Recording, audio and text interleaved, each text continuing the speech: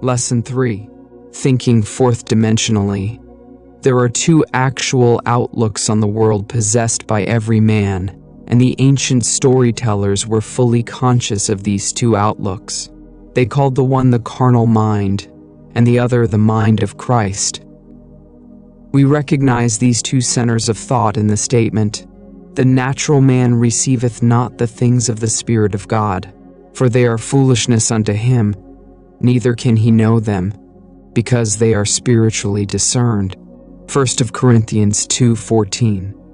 To the natural mind, reality is confined to the instant called. Now, this very moment seems to contain the whole of reality. Everything else is unreal. To the natural mind, the past and the future are purely imaginary. In other words, my past, when I use the natural mind, is only a memory image of things that were. And to the limited focus of the carnal or natural mind, the future does not exist. The natural mind does not believe that it could revisit the past and see it as something that is present, something that is objective and concrete to itself. Neither does it believe that the future exists.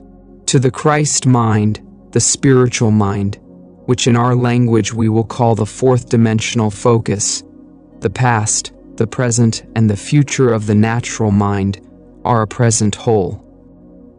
It takes in the entire array of sensory impressions that man has encountered, is encountering, and will encounter. The only reason you and I are functioning as we are today, and are not aware of the greater outlook, is simply because we are creatures of habit, and habit renders us totally blind to what otherwise we should see. But habit is not law. It acts as though it were the most compelling force in the world, yet it is not law. We can create a new approach to life. If you and I would spend a few minutes every day in withdrawing our attention from the region of sensation and concentrating it on an invisible state, and remain faithful to this contemplation, feeling and sensing the reality of an invisible state, we would in time become aware of this greater world, this dimensionally larger world. The state contemplated is now a concrete reality, displaced in time. Tonight, as we turn to our Bible, you be the judge as to where you stand in your present unfoldment. Our first story for tonight is from the 5th chapter of the Gospel of Mark. In this chapter, there are 3 stories told as though they were separate experiences of the dominant characters. In the first story, we are told that Jesus came upon an insane man, a naked man who lived in the cemetery and hid himself behind the tombs. This man appealed to Jesus not to cast out the devils that bedeviled him. But Jesus said unto him, "Come out of the man, thou unclean spirit." Mark 5:8. Thus Jesus cast out the devils that they may now destroy themselves, and we find this man, for the first time, clothed and in his right mind and seated at the feet of the Master. We will get the psychological sense of this chapter by changing the name Jesus to that of enlightened reason or fourth dimensional thinking. As we progress in this chapter, we are told that Jesus now comes upon the high priest whose name is Jairus. And Jairus, the high priest of the synagogue, has a child who is dying. She is 12 years old, and he appeals to Jesus to come and heal the child. Jesus consents, and as he starts toward the home of the high priest, a woman in the marketplace touched his garment, and Jesus, immediately knowing in himself that virtue had gone out of him, turned him about in the press, and said, "Who touched my clothes?" Mark 5:30. The woman who was healed of an issue of blood that she had had for 12 years confessed that she had touched him. And he said unto her, "Daughter, thy faith hath made thee whole. Go in peace." Mark 5:34. As he continues toward the home the high priest, he is told that the child is dead, and there is no need to go to resurrect her. She is no longer asleep, but is now dead. As soon as Jesus heard the word that was spoken, he saith unto the ruler of the synagogue, "Be not afraid, only believe." Mark 5:36. And when he was come in, he saith unto them, Why make ye this ado, and weep? The damsel is not dead, but sleepeth. Mark 5:39. With this the entire crowd mocked and laughed, but Jesus, closing the doors against the mocking crowd, took with him into the household of Jairus, his disciples, and the father and mother of the dead child. They entered into the room where the damsel was lying. And he took the damsel by the hand, and said unto her, Damsel, I say unto thee, arise. Mark 5:41. From this deep sleep she awoke and arose and walked, and the high priest and all the others were astonished. And he changed them straitly, that no man should know it. And he commanded that something should be given her to eat. Mark 5:43. You are this very night, as you are seated here, pictured in this 5th chapter of Mark. A cemetery is for one purpose, it is simply a record of the dead. Are you living in the dead? Past? If you are living among the dead, your prejudices, your superstitions, and your false beliefs that you keep alive are the tombstones behind which you hide. If you refuse to let them go, you are just as mad as the madman of the Bible, who pleaded with enlightened reason not to cast them out. There is no difference. But enlightened reason is incapable of protecting prejudice and superstition against the inroads of reason. There is not a man in this world who has a prejudice, regardless of the nature of the prejudice, who can hold it up to the light of reason. Tell me you are against a certain nation, a certain race, a certain ism, a certain anything. I do not care what it is. You cannot expose that belief of yours to the light of reason and have it live. In order that it may be kept alive in your world, you must hide it from reason. You cannot analyze it in the light of reason and have it live. When this 4th dimensional focus comes and shows you a new approach to life, and casts out of your own mind all these things that bedeviled you, you are then cleansed and clothed in your right mind. And you sit at the foot of understanding, called the feet of the Master. Now clothed and in your right mind you can resurrect the dead. Oh, what dead? The child in the story is not a child. The child is your ambition, your desire, the unfulfilled dreams of your heart. This is the child housed within the mind of man. For as I have stated before, the entire drama of the Bible is a psychological one. The Bible has no reference at all to any person who ever existed, or any event that ever occurred upon earth. All the stories of the Bible unfold in the minds of the individual man. In this story, Jesus is the awakened intellect of man.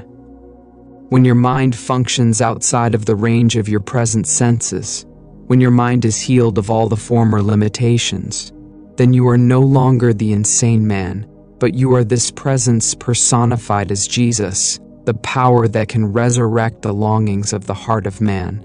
You are now the woman with the issue of blood. What is this issue of blood? A running womb is not a productive womb. She held it for 12 years. She was incapable of conceiving. She could not give form to her longing because of the running of the issue of blood. You are told her faith closed it. As the womb closes, it can give form to the seed or idea. As your mind is cleansed of your former concept of self, you assume you are what you want to be, and remaining faithful to this assumption, you give form to your assumption or resurrect your child.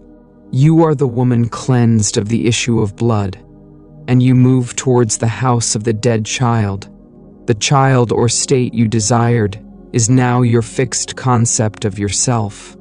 But now, having assumed that I am what formerly I desired to be, I cannot continue desiring what I am conscious of being. So I do not discuss it. I talk to no one concerning what I am. It is so obvious to me that I am what I wanted to be, that I walk as though I were. Walking as though I am what formerly I wanted to be. My world of limited focus does not see it, and thinks I no longer desire it. The child is dead within their world, but I, who know the law, say, the child is not dead. The damsel is not dead, she but sleepeth. I now awaken her. I, by my assumption, awaken and make visible in my world what I assume, for assumptions, if sustained, invariably awaken what they affirm. I close the door. What door? The door of my senses. I simply shut out completely all that my senses reveal. I deny the evidence of my senses. I suspend the limited reason of the natural man and walk in this bold assertion that I am what my senses deny. With the door of my senses closed, what do I take into that disciplined state? I take no one into that state but the parents of the child and my disciples. I close the door against the mocking, laughing crowd. I no longer look for confirmation. I completely deny the evidence of my senses, which mock my assumption and do not discuss with others whether my assumption is possible or not. Who are the parents? We have discovered that the Father, Mother of all creation, is man's I amness. Man's consciousness is God. I am conscious of the state. I am the Father, Mother of. All my ideas and my mind remains faithful to this new concept of self. My mind is disciplined. I take into that state the disciples, and I shut out of that state everything that would deny it. Now the child, unaided by a man, is resurrected. The condition which I desired and assumed that I had becomes objectified within my world and bears witness to the power of my assumption. You be the judge, I cannot judge you. You are either living now in the dead past, or you are living as the woman whose issue of blood has been stanched. Could you actually answer me if I asked you the question? Do you believe now that you, without the assistance of another, need only assume that you are what you want to be, to make that assumption real within your world? Or do you believe that you must first fulfill a certain condition imposed upon you by the past, that you must be of a certain order, or a certain something? I am not being critical of certain churches or groups, but there are those who believe that anyone outside of their church or group is not yet saved. I was born a Protestant. You talk to a Protestant, there is only one Christian, a Protestant. You talk to a Catholic, why, there is nothing in the world that is a Christian but a Catholic. You talk to a Jew, and the Christians are heathens, and the Jews are the chosen. You talk to a Mohammedan, Jews and Christians are the infidels. You talk to someone else, and all these are the untouchables. It does not matter to whom you talk, they are always the chosen ones. If you believe that you must be one of these in order to be saved, you are still an insane man hiding behind these superstitions and these prejudices of the past, and you are begging not to be cleansed. Some of you say to me, do not ask me to give up my belief in Jesus the man, or in Moses the man, or in Peter the man. When you ask me to give up my belief in these characters, you are asking too much. Leave me these beliefs because they comfort me. I can believe that they lived upon earth and still follow your psychological interpretation of their stories. I say, come out of the dead past. Come out of that cemetery and walk, knowing that you and your Father are one, and your Father, who men call God, is your own consciousness. That is the only creative law in the world. Of what are you conscious of being? Although you cannot see your objective with the limited focus of your three-dimensional mind, you are now that which you have assumed you are. Walk in that assumption and remain faithful to it. Time in this dimension of your being beats slowly, and you may not, even after you objectify your assumption. Remember, there was a time when this present reality was but an attitude of mind. Because of the slowness of the beat of time here, you often fail to see the relationship between your inner nature and the outer world that bears witness to it. You be the judge of the position you now occupy in this 5th chapter of Mark. Are you resurrecting the dead child? Are you still in need of having that womb of your mind closed? Is it still running and therefore cannot be fertile?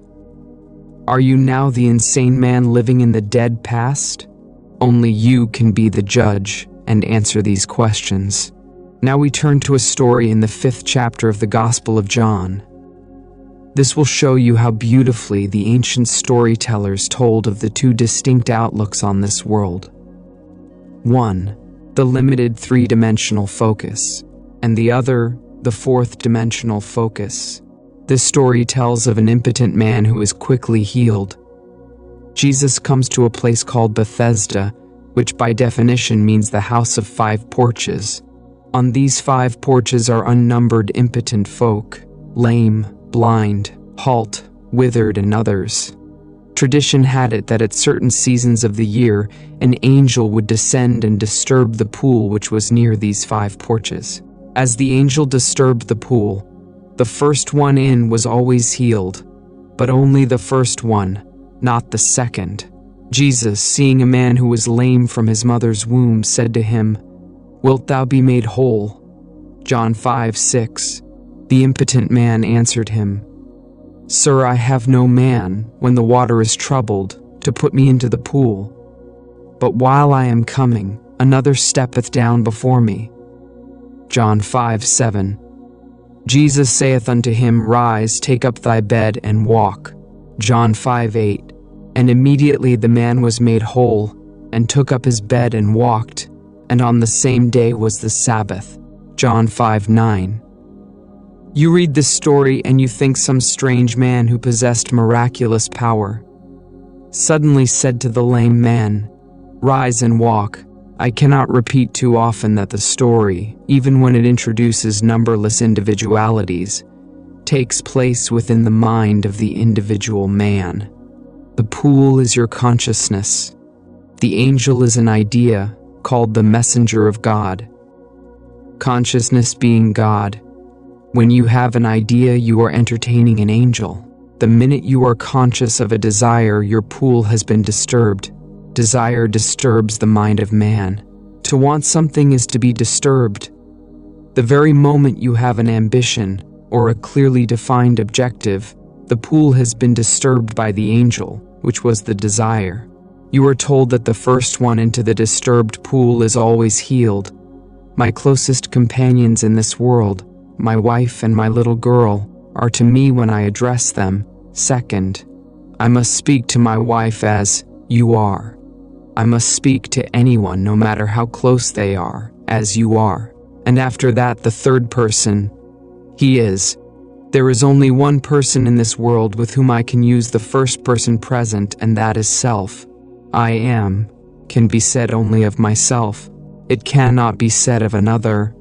Therefore, when I am conscious of some desire that I want to be, but seemingly am not, the pool being disturbed, who can get into that pool before me? I alone possess the power of the first person. I am that which I want to be.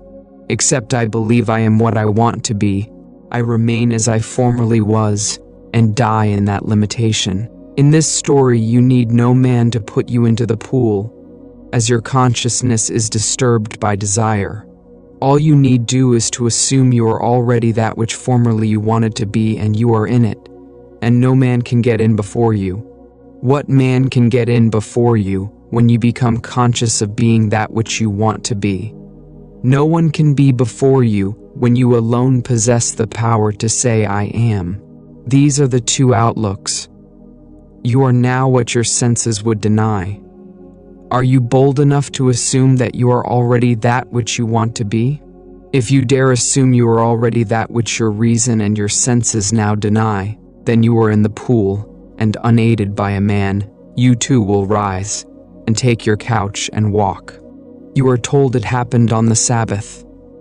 The Sabbath is only the mystical sense of stillness, when you are unconcerned, when you are not anxious, when you are not looking for results, knowing that signs follow and do not precede.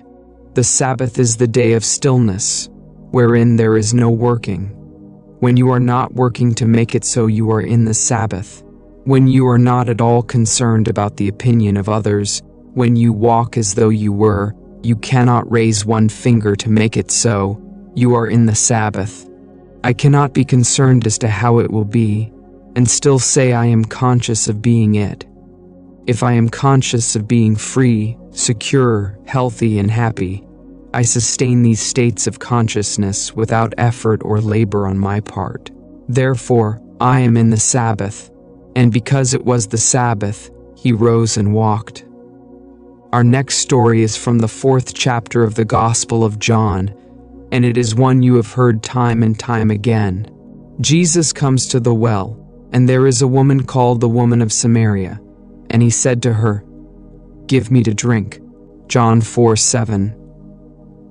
Then saith the woman of Samaria unto him, How is it that thou, being a Jew, asketh drink of me, which am a woman of Samaria?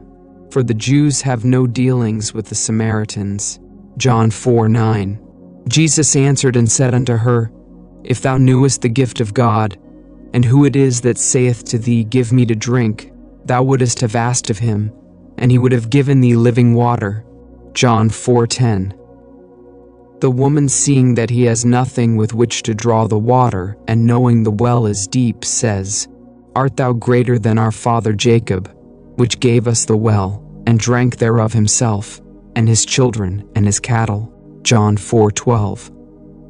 Jesus answered and said unto her, Whosoever drinketh of this water shall thirst again, but whosoever drinketh of the water that I shall give him shall never thirst. But the water that I shall give him shall be in him a well of water springing up into everlasting life. John 4:1314. Then he tells her all concerning herself, and asks her to go and call her husband. She answered and said, I have no husband. John 4:17. Jesus said unto her, Thou hast well said, I have no husband, for thou hast had 5 husbands, and he whom thou now hast is not thy husband. John 4:17-18. The woman, knowing this to be true, goes into the marketplace and tells the other, I have met the Messiah. They ask her, How do you know you have met the Messiah? Because he told me all things that I have ever done. She replies.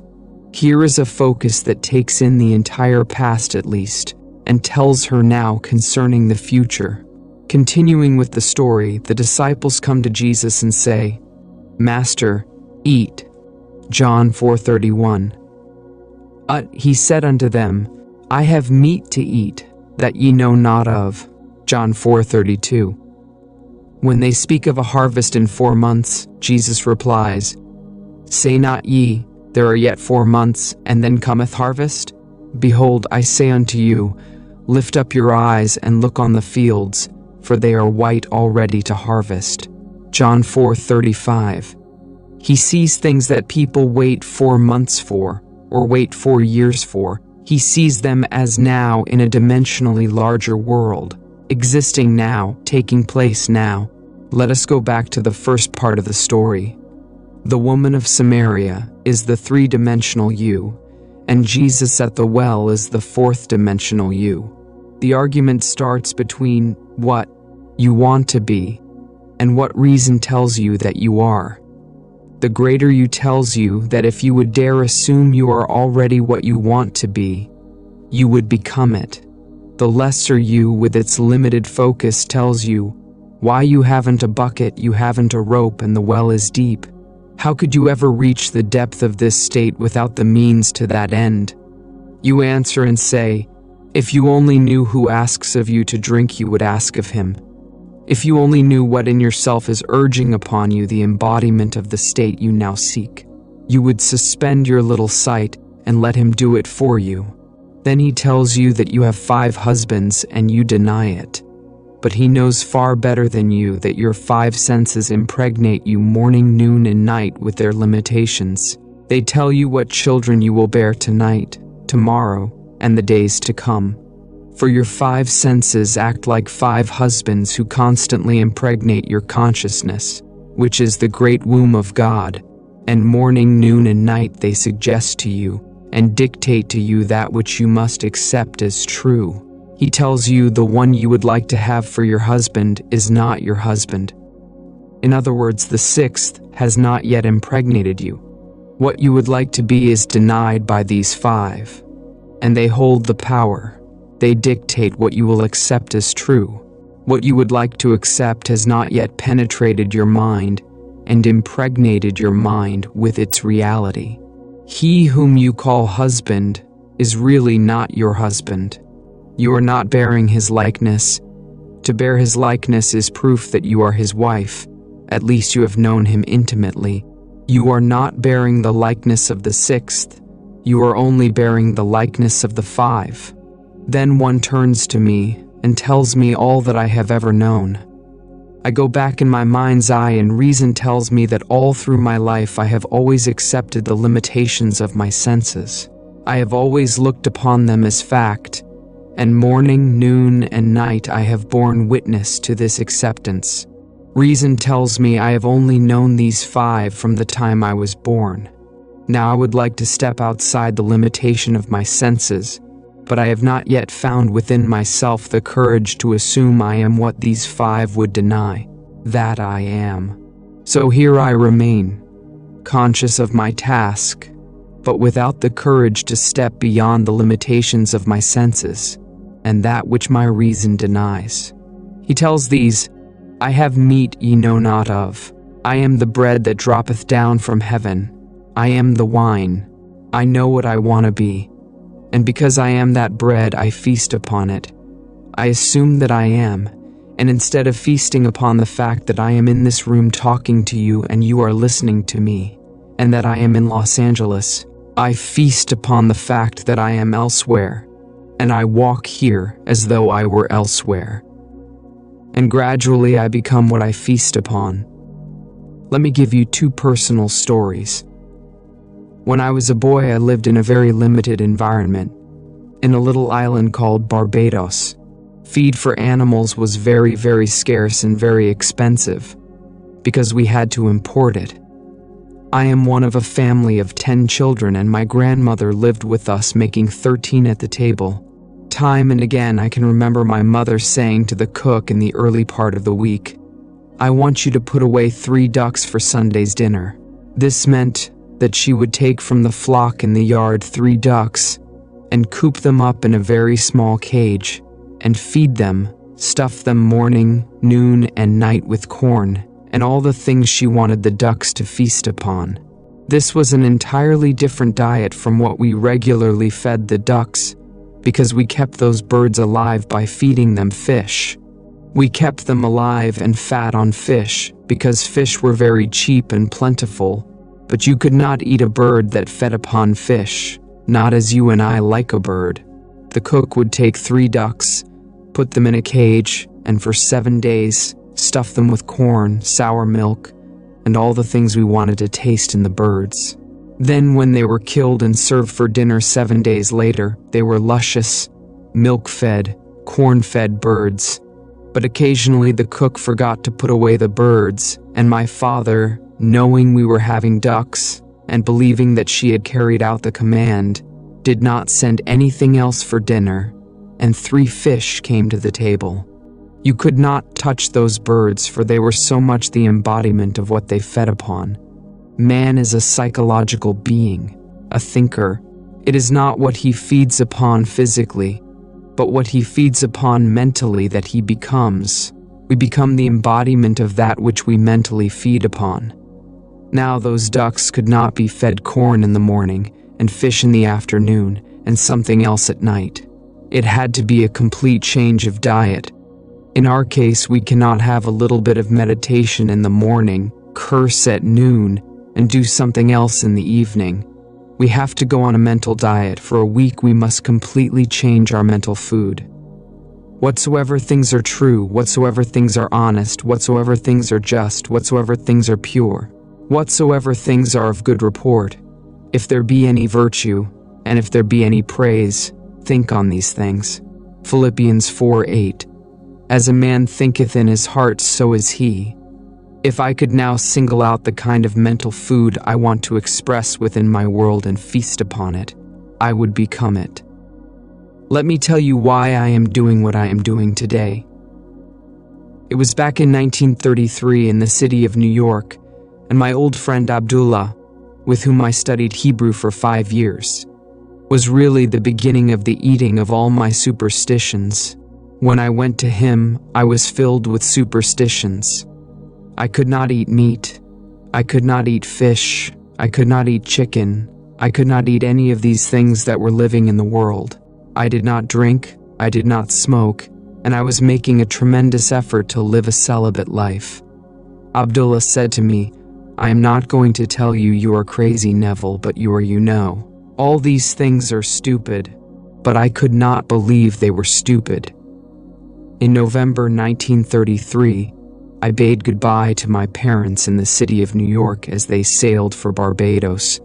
I had been in this country 12 years with no desire to see Barbados. I was not successful, and I was ashamed to go home to successful members of my family.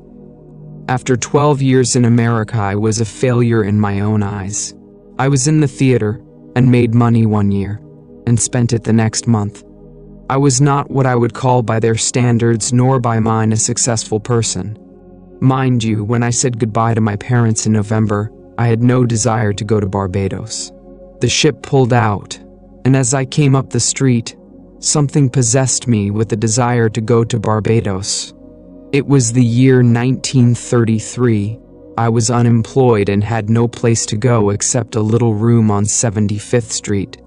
I went straight to my old friend Abdullah and said to him, "Ab, the strangest feeling is possessing me.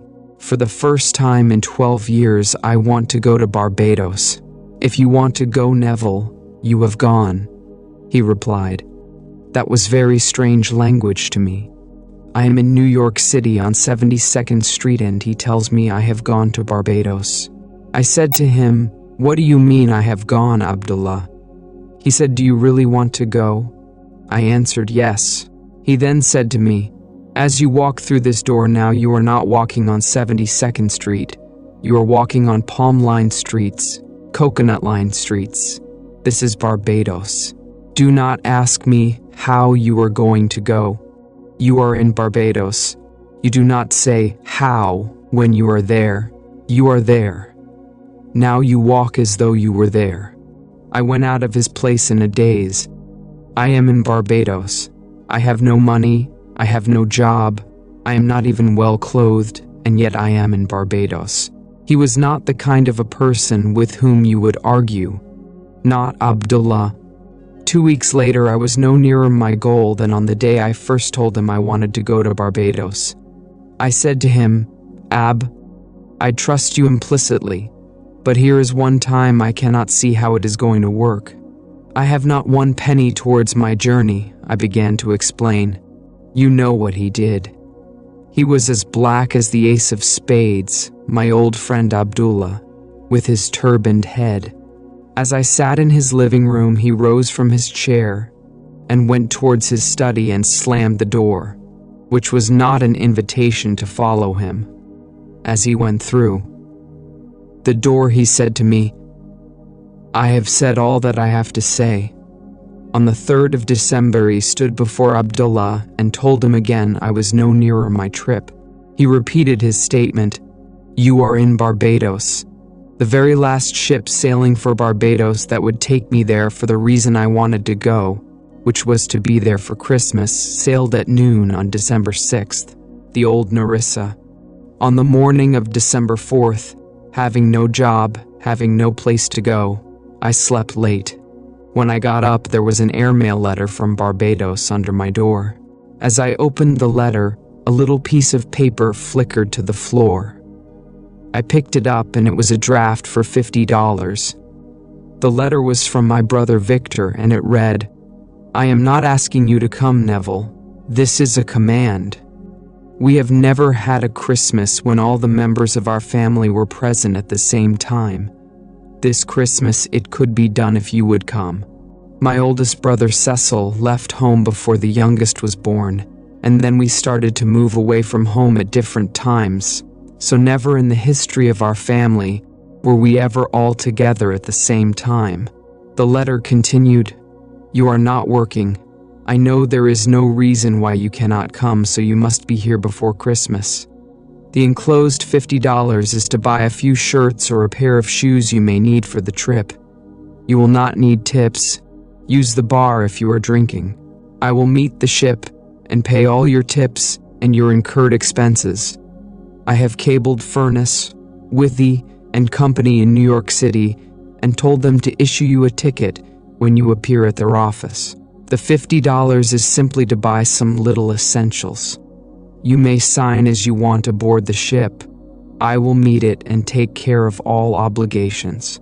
I went down to Furness, Withy, and Company with my letter and let them read it. They said, "We received the cable, Mr. Goddard, but unfortunately we have not any space left on the December 6th sailing. The only thing available is third class between New York and St. Thomas. When we get to St. Thomas, we have a few passengers who are getting off. You may then ride LST class from St. Thomas to Barbados. But between New York and St. Thomas, you must go third class, although you may have the privileges of the LST class dining room and walk the decks of the one stone class." I said, "I will take it." I went back to my friend Abdullah on the afternoon of December 4th and said, "It worked like a daydream." I told him what I had done, thinking he would be happy. Do you know what he said to me? He said, "Who told you that you are going third class? Did I see you in Barbados, the man you are going third class? You were in Barbados, and you went there first class." I did not have one moment to see him again before I sailed on the noon of December 6th. When I reached the dock with my passport and my papers to get aboard that ship, the agent said to me, "We have good news for you, Mr. Goddard. There has been a cancellation and you are going one stone class." Abdullah taught me the importance of remaining faithful to an idea and not compromising. I wavered, but he remained faithful to the assumption that I was in Barbados and had traveled first class. Now back to the significance of our two Bible stories. The well is deep and you have no bucket, you have no rope. It is 4 months to the harvest, and Jesus says, "I have meat to eat ye know not of. I am the bread of heaven." Feast on the idea. Become identified with the idea as though you were already that embodied state. Walk in the assumption that you are what you want to be. If you feast on that and remain faithful to that mental diet, you will crystallize it. You will become it in this world. When I came back to New York in 1934, after 3 heavenly months in Barbados, I drank, I smoked, and did everything I had not done in years. I remembered what Abdullah had said to me. "After you have proven this law, you will become normal, Neville. You will come out of that graveyard. You will come out of that dead past where you think you are being holy. For all you are really doing, you know. You are being so good, Neville. You are good for nothing." I came back walking this earth a completely transformed person. From that day, which was in February 1934, I began to live more and more. I cannot honestly tell you I have always succeeded. My many mistakes in this world, my many failures would convict me if I told you that I have so completely mastered the movements of my attention that I can at all times remain faithful to the idea I want to embody. But I can say with the ancient teacher, although I seem to have failed in the past, I move on and strive day after day to become that which I want to embody in this world.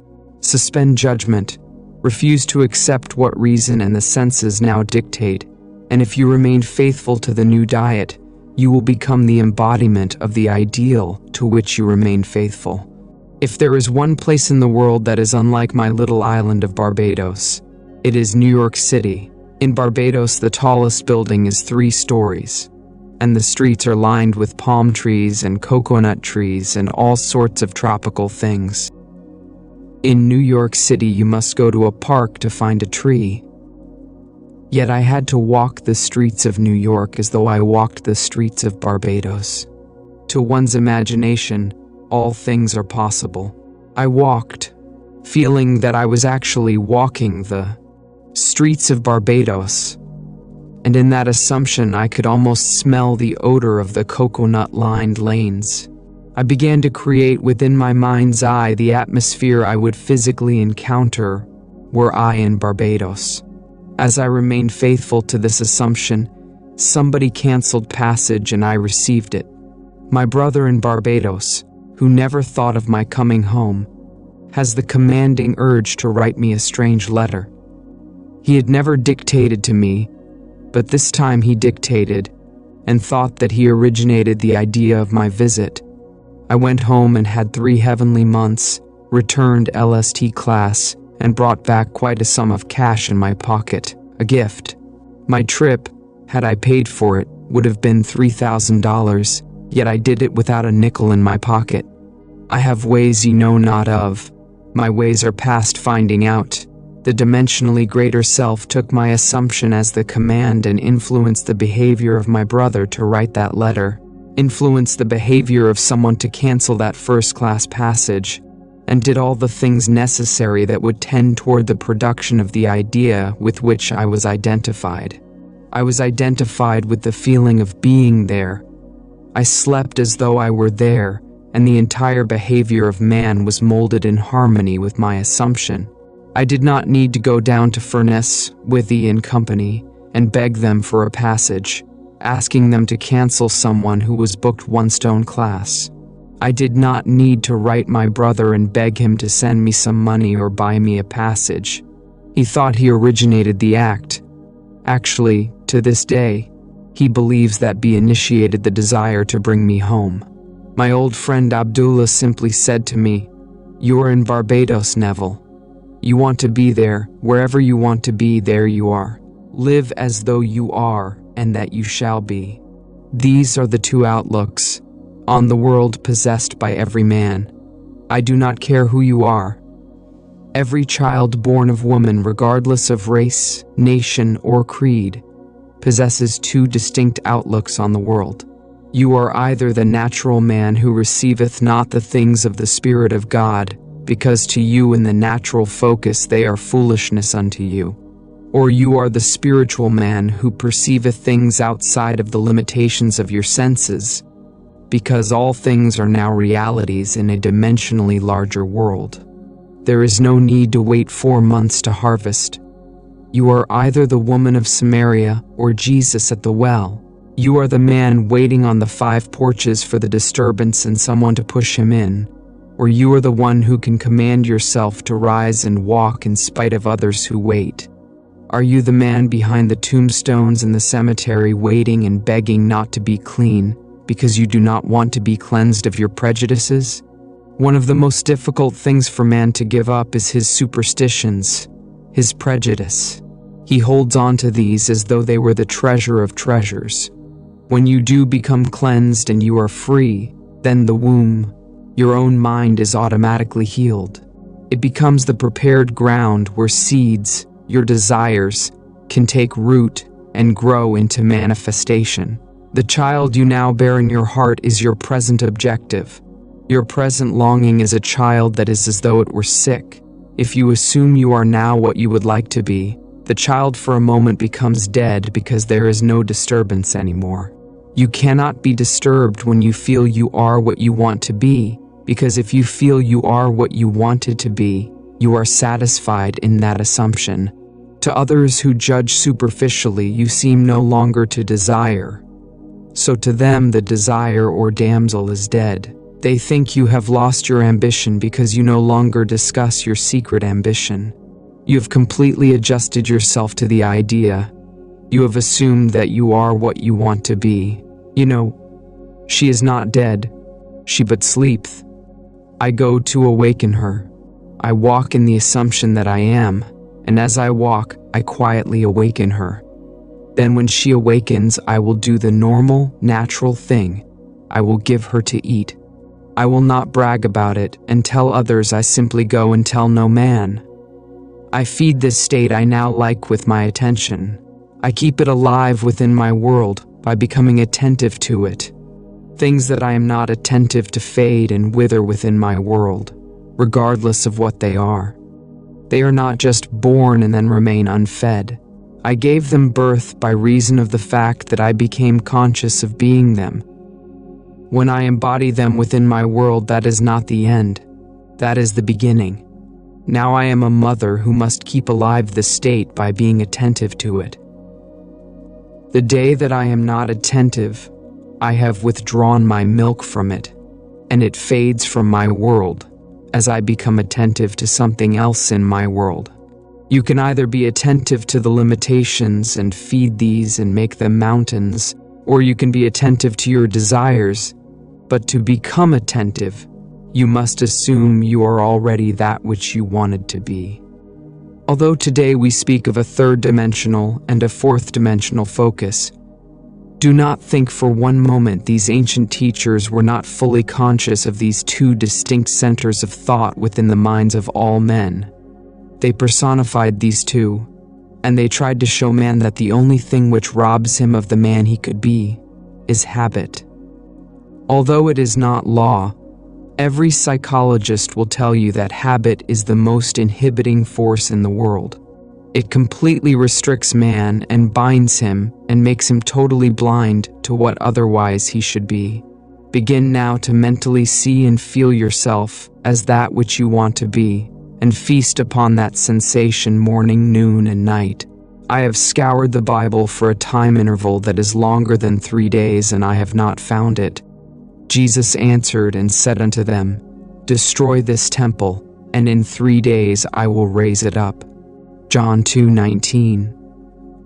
Prepare you victuals, for within 3 days ye shall pass over this Jordan, to go in to possess the land, which the Lord your God giveth you to possess it. Joshua 1:11. If I could completely saturate my mind with one sensation and walk as though it were already a fact, I am promised, and I cannot find any denial of it in this great book, that I do not need more than a 3-day diet if I remain faithful to it.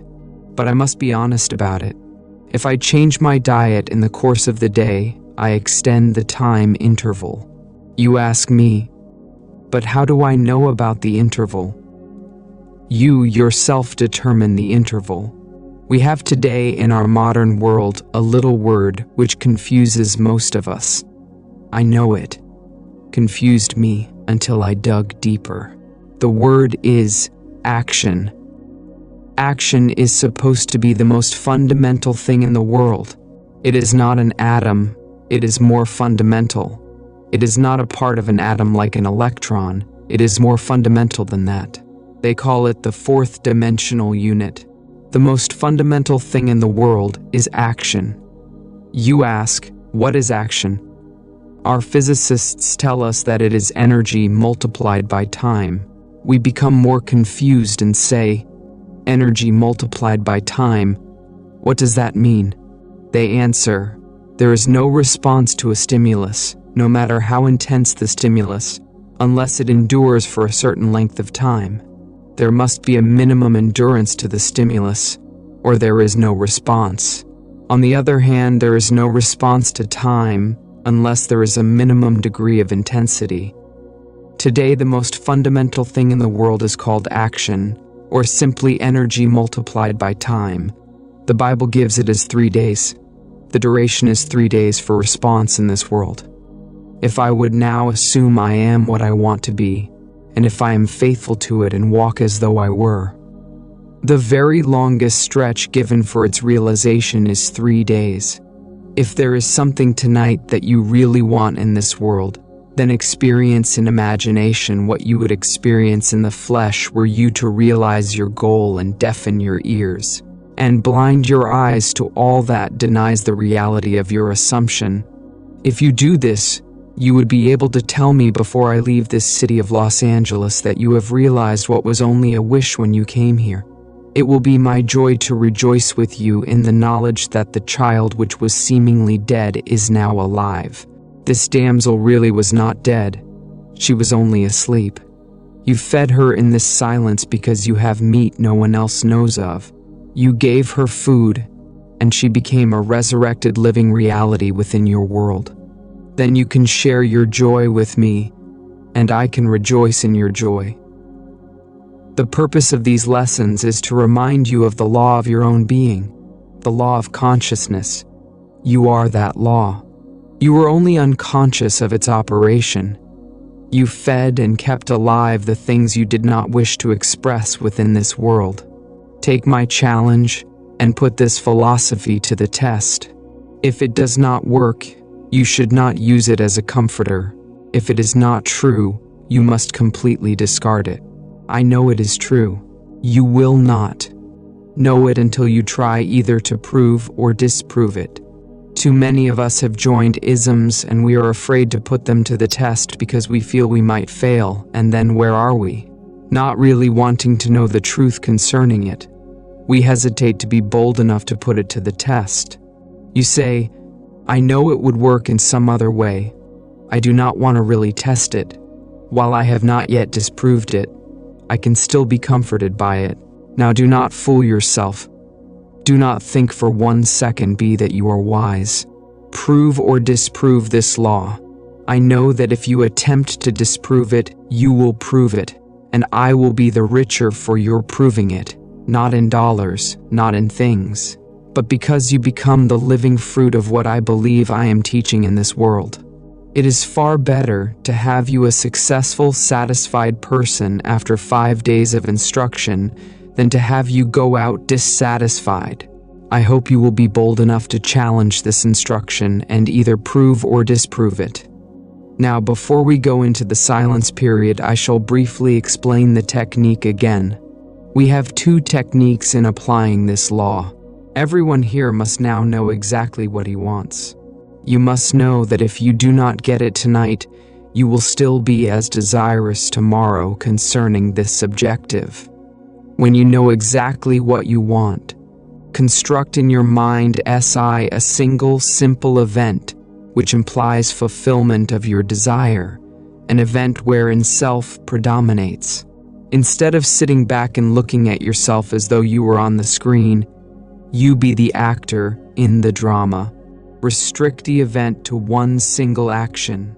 If you are going to shake a hand because that implies fulfillment of your desire, then do that and that only. Do not shake hands and then wander off in your imagination to a dinner party or to some other place. Restrict your action to simply shaking hands and do it over and over again until that handshake takes on the solidity and the distinctness of reality.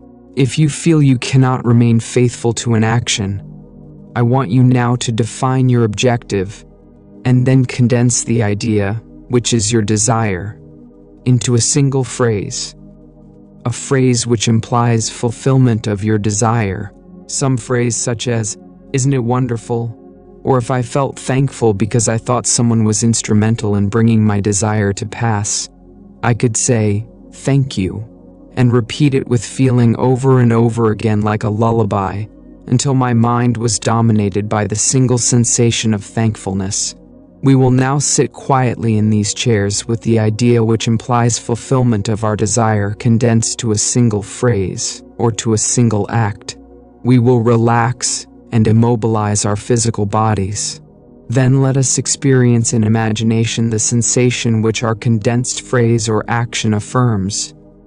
If you imagine yourself shaking another person's hand, do not use your physical hand. Let it remain immobilized. But imagine that housed within your hand is a more subtle, more real hand, which can be extracted in your imagination.